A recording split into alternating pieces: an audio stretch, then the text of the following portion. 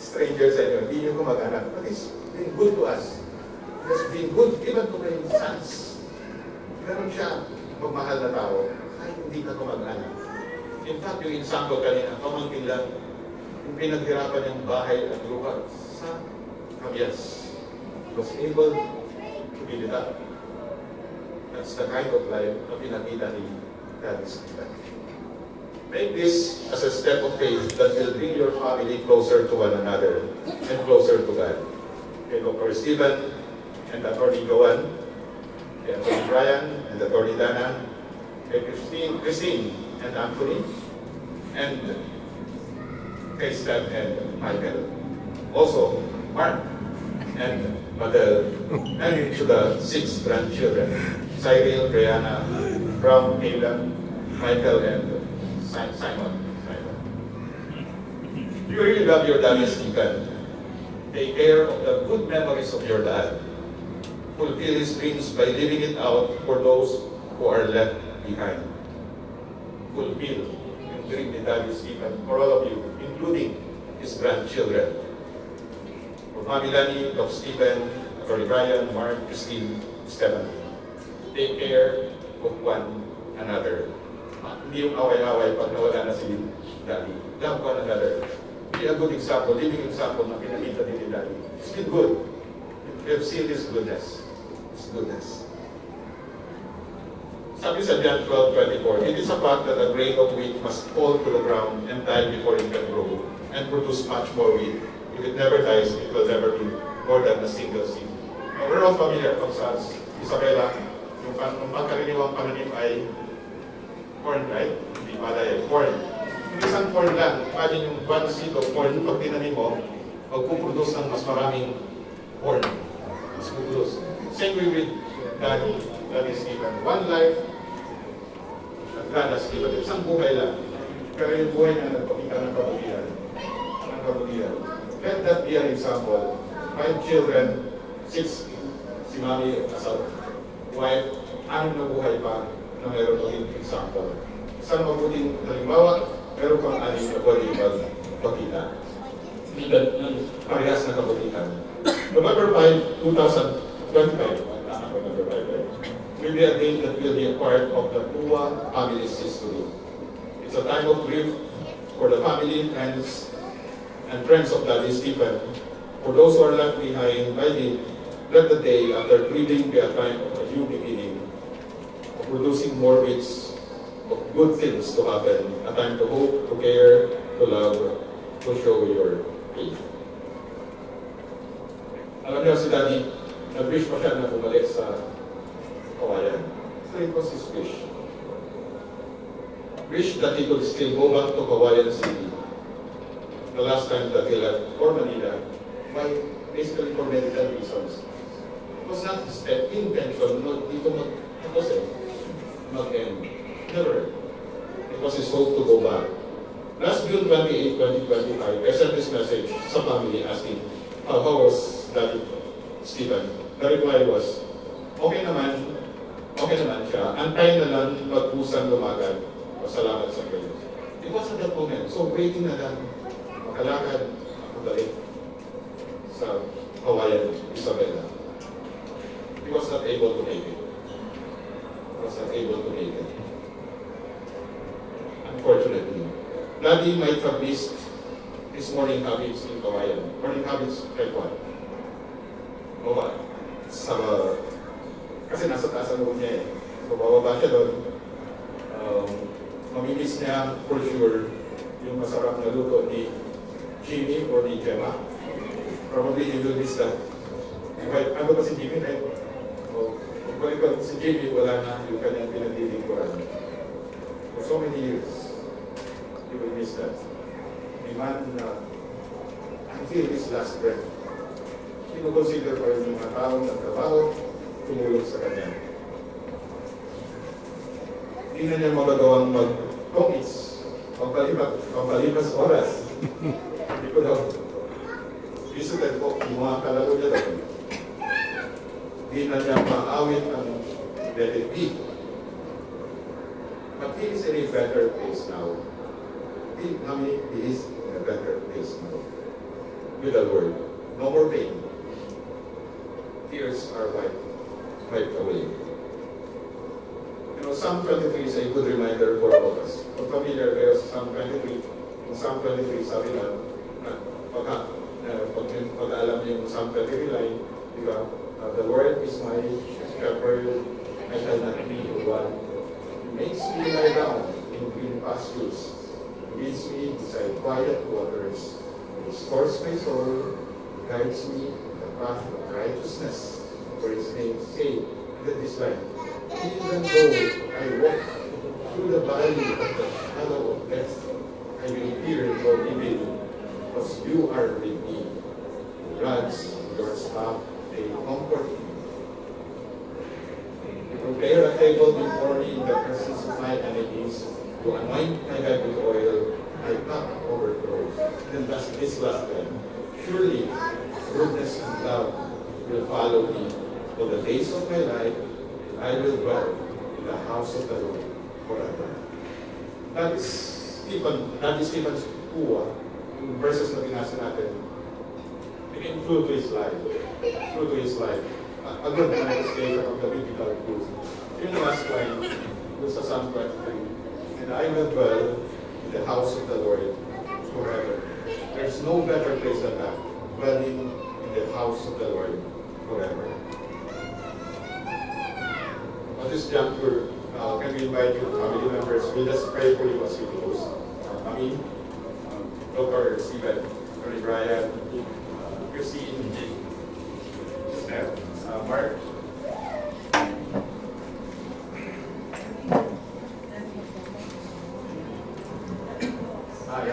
Let's,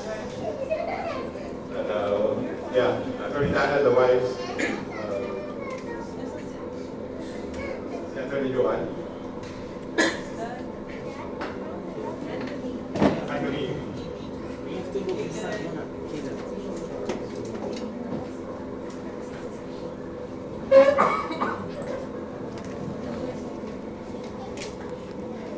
Shall we all stand and extend our hand of blessings to the family and join me in praying? Let's pray. Let's put ourselves in the presence of the Lord.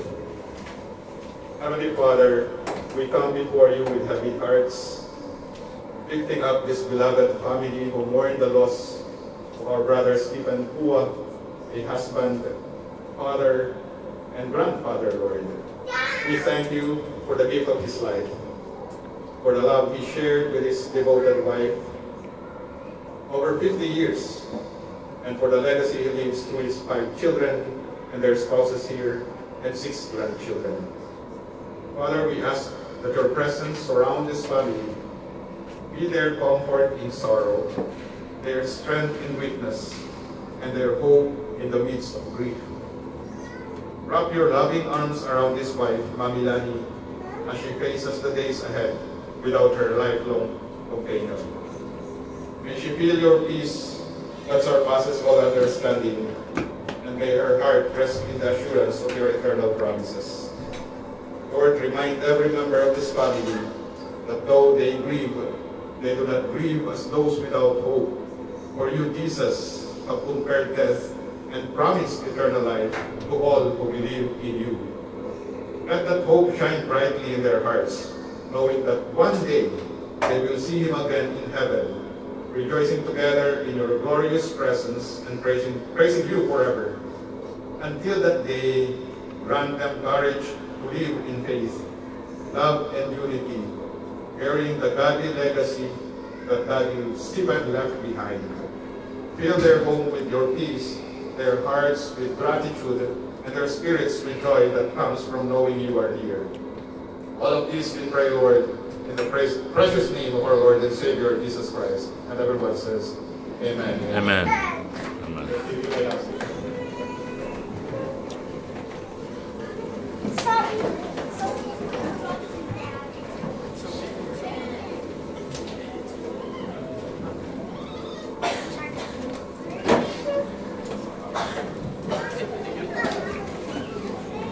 So thank you very much, Brother Robert.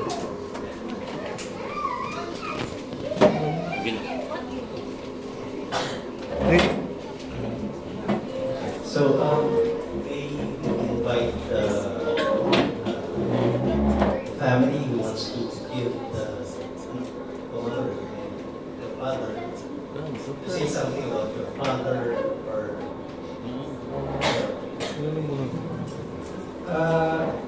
good evening, everyone. I am the second son of Danny Stephen. And eulogy is giving tribute. The best man, best father that me and my siblings will ever have. Yung mga nasabi ni Attorney Robert kanina, yung mga wala kanina, na-capture siya talaga. That is from a perspective of someone who really had no prior relationship with my dad. And he saw who my dad was. And actually, marami rin akong nakita yung sinasabi ni Attorney Robert na hindi ko nakita rin noon. Napansin, oo nga no, ganun si Daddy. So, isa-summarize ko lang sa inyo na si Daddy, wala siyang inisip kung hindi yung future ng mga anak niya. Mula kay Aya, sa akin, kay Mark, kay Christine, kay Stephen. Hanggang sa huli, nung nagbibilin din siya, bakit siya nagbibilin? Hindi niya na iniisip yung sarili niya. Ang iniisip niya pa rin kaming magkakapatid at yung asawa niya.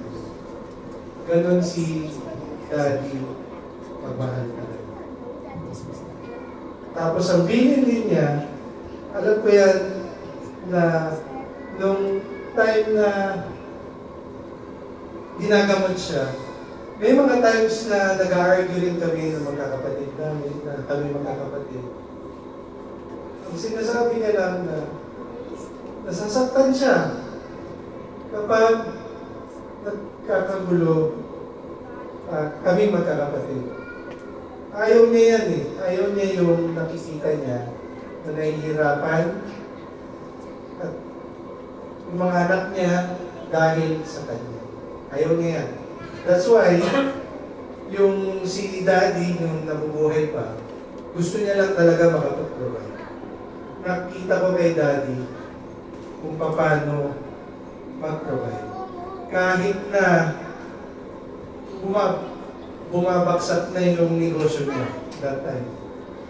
Kukwento ko sa inyo na although nung nag-start siya ng business niya, sinihan niya, may peak yan eh. Tapos unti-unti, bumababa siya. Pero that was the time na lumalaki naman kami. Nag-aaral kami sa Jubilee, although yung iba nalipat, pero saan kumukuha ng pang-tuition si Daddy? Ang ginagawa niya, at maalala ko, is nagpaparinis-count na siya. Nag-ano siya, gumagawa talaga ng paraan. Whereas before, nung siya yung nasa taas, pag may lumapit sa kanya, ang bilis eh. Ganon siya ka-generous. Pero for some reason, nung siya na yung nangangailangan, hindi naman na walang security. Meron niya siyang cheque. Pero maraming tumanggi na sa kanya. Pero ganun pa rin, si Daddy, ginawa niya pa rin ang paraan para makatapos kami lahat. Kahit nung nawalan kami ng bahay, nag-isip pa rin siya. Nag-isip para magkaroon kami ng tutuluyan. Ganun si Daddy mag-provide. Kung hindi niya ginawa yun, sila ni Mami, kung hindi nila ginawa yun, saan kaya kami mapupunta? That's why we really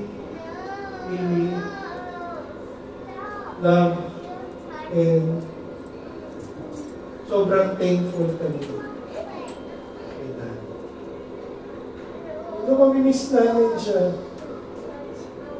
Medyo mabilis din kasi yung pangyayari. Yung foot wound niya kasi pagaling na yun. So lahat kami looking forward na, gagaling na nga si Daddy. Pero for some reason, nangyari is, ito na. Share ko na lang sa inyo yung dream ko. During the year kasi, lahat kami, halos lahat kami nananaginip kasi Daddy nakakalakad ka. So, ang laki ng, ako talaga umaasa rin na makakalakad si Daddy. Pero the night before na nasa ICU siya, yung kakapasok niya lang sa ICU, nanaginip na ako.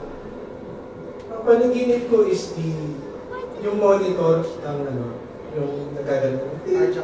Cardiac monitor. Yes, may cardiac monitor. Ang nangyari doon sa panaginip ko, biglang nag-flatline.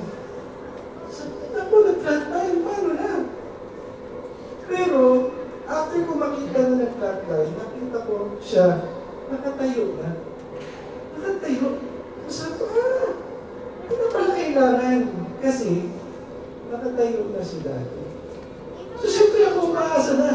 Umaasa ako, nung pagkatapos ko nun, kakarating lang ni Mami ni Mark, so, hinatid ko sila sa ICU. Medyo hindi ko makausap si Daddy nun. Kasi, on and off siya, on and off. Dahil na sepsis siya, so pinailangan niyang antibiotic, pero yung sa kidney niya, naapektuhan, so dinadialysis siya. May lumabas na nawili. So, good sign daw yun, good sign. So, hoping for the best pa rin. Ako kasi umuwi dahil medyo nantok ako nun, tapos inisip ko naman na, nandiyan naman si Mami, si Mark, si Aya, nandun naman. Siguro, pahinga lang ako sandali. Kaya lang, nagising na ako mga mga 5:30 na. So, yung asawa ko, si Dana, sabi niya, puntahan natin si Daddy, pag-pray natin. So, sige, hanggang anong oras ba yung visiting hours ng ICU? Sabi ko nga, alam niya, hanggang 10 p.m. So sige, punta kami. Only to find out na hanggang 5 p.m. lang siya. 5 p.m. lang. Pero nandun kami sa entrance. So kami ni Dana, nandun kami. Sabi, nag-usap na lang kami, dito na lang tayo pag-pray natin. Si Daddy, nandun lang naman so pwede pag-pray. Alis na sana, pero naisip na baka naman pagka kinausap yung doktor, baka naman. May lumabas na doktor. Tinanong ko na agad, Dok, pwede ba namin bisitahin yung nasa room 3? Sabi naman niya, ba't ka ka ba? Anak ko ako. Sige. Agad-agad, binigyan kami ng gamit. So, nung umalis kasi ako, hindi pa nakakausap si Daddy. Pero nung gabi na yan, gising si Daddy. Kasi nung hapon pala, nagising. Nagising siya, di ba? Tapos nakakausap na. Hindi ko alam yun. So, ito, gising si Daddy. So, nung gising si Daddy, mayroon mga chine-check sa kanya. Nandun kami ni Dana. So, kami ni Dana, Daddy, nandito mo, si Brian. Kasama ko si Dana. Naghanap siya, ayun, nakilala ako ni Daddy. No? May mga tinanong ako sa kanya. Tatlo ang tinanong ko sa kanya. Yung una, yung tanong ko sa kanya, Daddy, alam mo ba kung nasaan si Mami? Nakatingin sa akin, sabi niya, so ibig sabihin, naiintindihan niya ako. Sabi ko, Daddy, nasa hotel siya. Malapit lang dito kasi wala naman ng kama kung ICU. Doon sa muna. Yung next na tanong, actually, kaya ko natanong kasi nag-hand gesture siya. Yung unang hand gesture niya is, ganun siya. Hindi naman kasalita kasi may tubo na eh. Ganun siya. Pwede yan, ano kayo sinasabi, bigyan ng papel. Pero nung nilapit ako, ano yan natin? Cheque? Sabi niya, oo, cheque nga, cheque. Naalala ko na nagbilin siya kay mami na magdala ng cheque kasi mauubos na yung checkbook. So sinabi ko, Daddy, may dala na si mami. Meron na ng checkbook. Ito siya. Tapos tinatanong ko siya, Daddy, gusto mo bang magpahinga? Ayaw. Ayaw pa. Tapos, siyempre kami, kinakausap namin ni Dana, pinagpe-pray namin, na, Daddy, mahal na mahal ka namin, dito kami, yan. Tapos, yung next na hand gesture niya is, gano'n. Ano naman yan? Daddy, ano yan? Tubig? Oo daw, nauuhaw siya. So sabi ko naman sa nagbabantay, pwede ba siya uminom? Sabi naman na nagbabantay, hindi pwede siya. Kasi nakatubo yan, pero naka-NGT naman siya. Ibig sabihin, papasok sa niya. Sabi ko kay Daddy, hindi pwede. Kasi may NGT ka naman. Sabi niya, ganun pa rin. So, sabi ko, Dad, di talaga pwede. Pero, sinabi nung nagbabantay, sige, siguro ano yun na lang natin, yung basain. Sabi ko, Daddy, antayin lang natin. No? May ginagawa lang sandali, kumukuha na. Pero dahil, while waiting, nagtanong ako sa kanya. Sinabi ko sa kanya, Dad, kukwentuhan kita. Ano yung pinento ko sa kanya? Ang pinento ko sa kanya, meron babaeng nag-bleeding for 12 years yan, lamang. Tapos nabalitaan niya si Jesus dadaan. At sabi niya, makita ko lang si Jesus at mahawakan ko yung dulo ng salawan niya. Gagaling ako. True enough, yung nagawa ng babae yun, gumaling siya, tapos may lumabas na power kay Jesus. Sabi, sino yun? Sabi, yung babae na gawin, ako yun. Sinabi ni Jesus sa kanya, gagaling ka. Gumaling ka dahil sa pananampalataya. Daddy, sabi ko kay Daddy, kailangan hanapin si Jesus. Ganun siya. Pero wala pa rin. No? Yung prepare pa rin. Gusto niya pa rin uminom. Ito naman yung last na Bible study. Kasi kahit nagkatinan siya, meron isang story sa Bible. Living waters. Ito yung tubig na hindi ka mauuhaw. Daddy, gusto mo ka magtubig na hindi ka mauuhaw kasi maawan ka. Hindi siya makinig. Sabi niya, kwento ko sa'yo. May isang babae. Hindi ka magkuha ng tubig. Pumunta din sa mga. Nakita niya si Jesus na.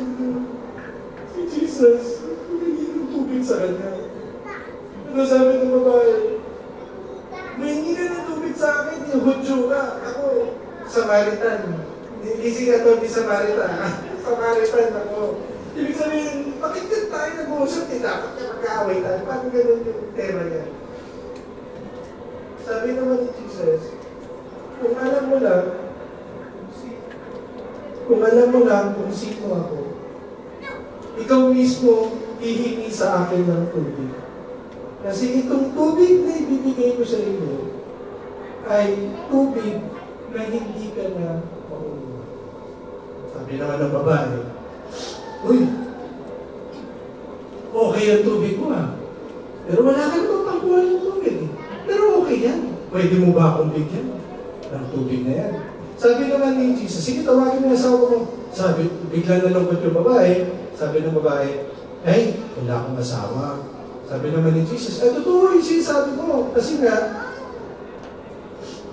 marami kang lalaki ngayon at yung kasama mo ngayon, hindi yung asawa mo. Sabi ng babae, ay, propeta ka pala. Propeta ka. Sabi nyo, kayong mga Hudyo, magsamba kayo dun sa temple ninyo. Ako kung tama na yung naaalala ko eh. Pero kami, dito kami magsamba sa bundok. Sabi naman ni Jesus, dadating yung araw na sasambahin ako sa katotohanan at sa Espiritu. Yun daw yung mga tunay na magsasama sa Kanya. Nasabi naman ng babae, ay, alam ko, balang araw, dadating si Messiah. Ano yung ibig sabihin ng Messiah? Ito yung Savior, yung Kristo. Yung inaantay nila na dadating na Diyos para magsalba sa buong sanlibutan. Ano naman ang sagot ni Jesus? Ako yun. Sabi niya, ako yun. So, Daddy, sabi ko, Daddy, gusto mo ba yan tubig na yan? Ang sagot ni Daddy, oo. Sige, Daddy, mag-pray tayo. To accept Jesus and this living water. After namin mag-pray, ayan na ang tubig. So, sinawsawi, parang swab yan. Sinaban si Daddy dito. Talagang gusto ni Daddy. Tapos, yung pinagdaanan lang sa dila, sinutsut niya talaga. Doon ko makita na si Daddy talaga, wow na wow. Pero after niya, dito na siya yung umigit na. Sabi ko, Dad, natutulog ka na ba? Nagtango lang siya. Ako kampante na. Kasi sinasabi ng doktor na, maganda yung responsive siya. So, sige. Kami ni Dana, umuwi nung gabi na yun. Pero hindi na ako makatulog nung gabi na yun. Pag-uwi ko sa bahay. Binabantayan ko yung phone ko, baka may magsabi, kung may mag-update. So, mababaw lang yung tulog ko, gigising, tulog, gigising ulit, tapos sabi ko, magbasa na ako ng Biblia. Tapos nabasa ko yung text ni Christine na nandyan na raw siya sa bahay. Mamaya kumakatok na. Sabi ni Christine, kailangan na natin pumunta kasi hindi na maganda yung vitals. So agad-agad ako, hindi na ako naliko, wala na lahat. Nagpunta na lang. Ito na yung nakita ko, pagdating sa ICU, yung itsura ni Daddy, ibang-iba na doon sa nakita ko nung gabi. Ibang-iba na. Talagang makikita na si Daddy naghihingalo na. So sinabi na nga ng doktor, 3 gamot na yun ang papalakas ng BP niya pero bumababa pa rin. Pag bibigyan pa ng pang-4, basically, ang nagpapa-BP na lang kay Daddy is yung gamot. Ano pang gagawin? Kami lahat na nasa ICU. Sinasabi namin na lang, Daddy, mahal ka namin. Daddy, salamat. Daddy, sorry. At sa mga pagkukulang namin. Daddy, paalala namin yung inomotor mo kami. Narinig ko si Stephanie. Tsaka si Christine. Ako naman, ang ginawa ko kay Daddy.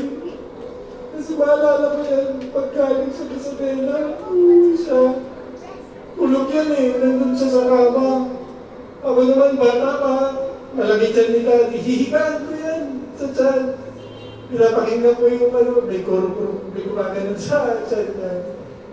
Inaantay ko kasi magising. Kasi ang gagawin ni Daddy, pag-gising niya, ipapasya niya kami.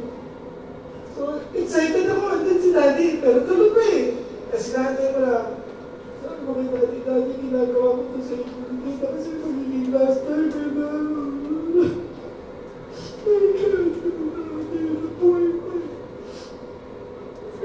Sobrang pasalamat kay Daddy. Daddy, lahat kami mga anak ko binuno. Hindi ka tumigil hanggang mabuo kami. Naalala ko yung isa na lang yung hindi pa sinasabi ko sa amin yung nagpunta ka sa Christmas. Tuwa ako lahat ng anak ko nakapagpakasal na. Isa na lang, yun si Mark. Sabi niya, yun ang gusto ko magpakasal. Pero natamid pa rin. Kaya nga, Daddy, salamat na marami. Tapos, inaantay na lang namin yung mag-flatline. Sabi ko, naku, ito na yung panaginip ko.